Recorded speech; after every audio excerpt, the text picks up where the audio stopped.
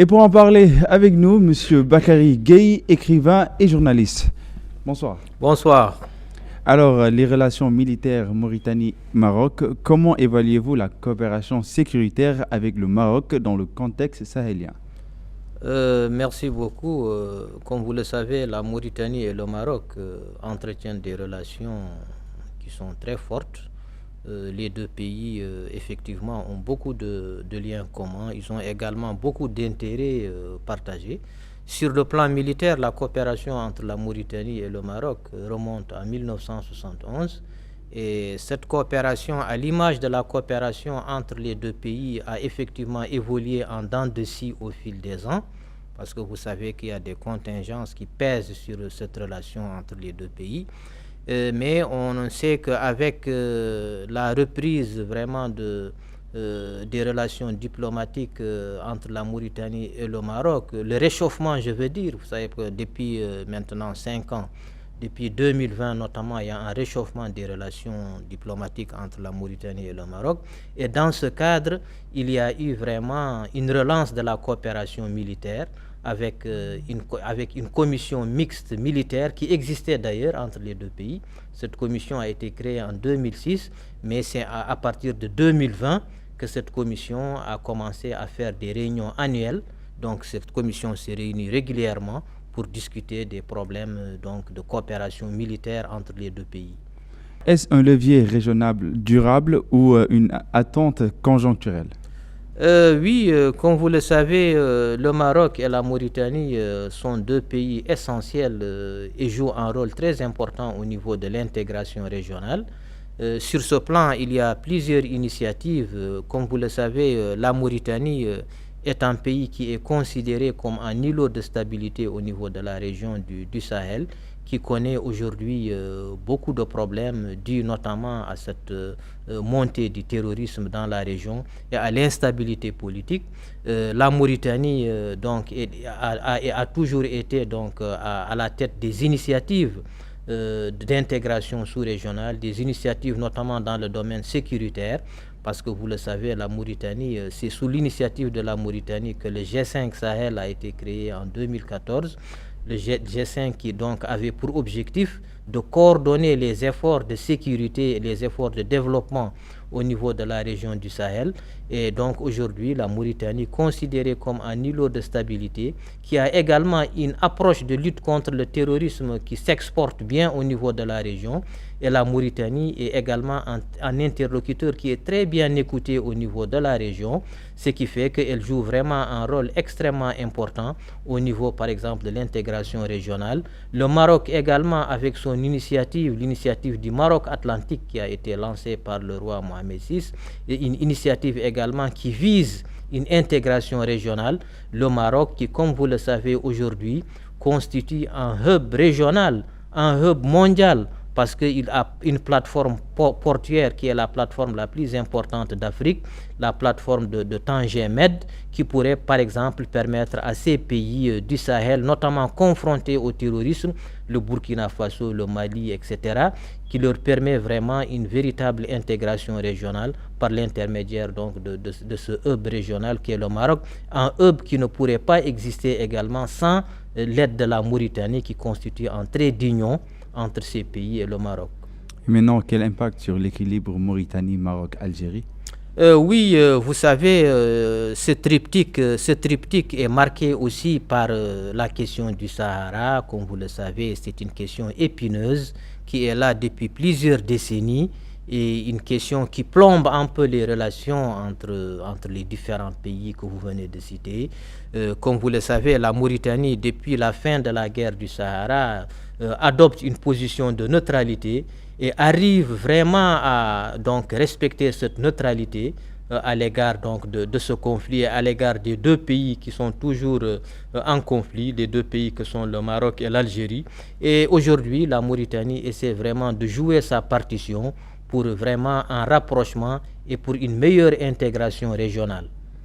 Et bien évidemment, quelle est la place réelle de la Mauritanie, médiateur ou acteur en compétition? Oui, la Mauritanie joue tout cela. La Mauritanie joue aussi bien son rôle de médiateur et elle est également un acteur. Parce qu'aujourd'hui, face aux défis donc auxquels fait face donc cette région, des défis donc de terrorisme, des défis de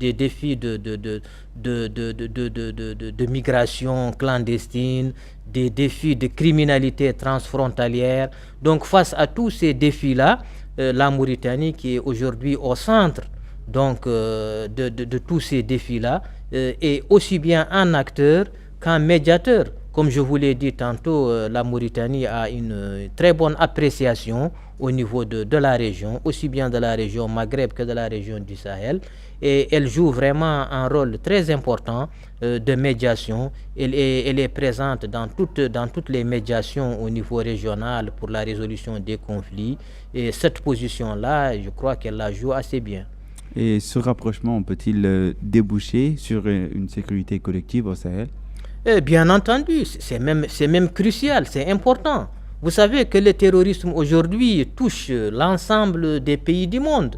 Même les pays les plus puissants aujourd'hui ne sont pas à l'abri du terrorisme. Et aujourd'hui, avec donc ces défis du terrorisme, seule la coopération régionale peut vraiment faire face. Il faut une mutualisation des efforts. Donc ce qui est fait aujourd'hui au niveau de la région. Donc cette coopération bilatérale entre le Maroc et la Mauritanie n'est qu'un élément de cette coopération régionale. Et donc sans cette coopération régionale, sans cette mutualisation des efforts de l'ensemble des acteurs de la région, donc ces défis sécuritaires donc ne pourraient pas être réglés. Et la menace est réelle, d'autant plus pour la Mauritanie. Vous savez, comme je vous l'ai dit tantôt, la Mauritanie est à l'abri du terrorisme depuis pratiquement 2012, mais elle est toujours sous la menace. Parce que quand même la Mauritanie partage une très longue frontière avec le Mali, qui est le pays pratiquement le plus touché par le terrorisme, donc plus de 2000 km de frontières. Et donc la Mauritanie également accueille des centaines de milliers de réfugiés, avec tout ce que cela suppose comme insécurité, comme également pression sur les ressources, comme inégalité également d'exploitation des ressources. Donc vous avez des défis énormes auxquels fait face la Mauritanie, qui ne peut résoudre ces défis que grâce à la coopération sous-régionale. Alors sur ce, quel impact sur le terrorisme, la migration irrégulière et la criminalité transfrontalière? Oui, ça ce sont les grands problèmes aujourd'hui ce sont les grands défis auxquels fait face la Mauritanie et auxquels fait face la région. C'est dans ce cadre d'ailleurs qu'il faudrait placer la coopération qui est de plus en plus forte, la coopération militaire entre le Maroc et la Mauritanie, une coopération qui donc vise à intégrer un peu les systèmes de défense des deux pays, avec donc des échanges de renseignements, avec une sécurisation mutuelle des frontières, avec également une formation du personnel, des cadres militaires également. Tout cela entre dans le cadre de cette coopération qui vise à lutter contre ces grands problèmes que vous venez de citer. Et ce n'est que par la coopération, par la mutualisation des efforts de l'ensemble de ces pays que ces défis-là peuvent être relevés. Alors cette coopération peut-elle résister à l'arrivée de nouveaux acteurs comme la Russie et la Turquie? Oui, vous savez, la carte des parties. Aujourd'hui, quand on regarde la région du Sahel, on sait que c'est une région qui est très convoitée.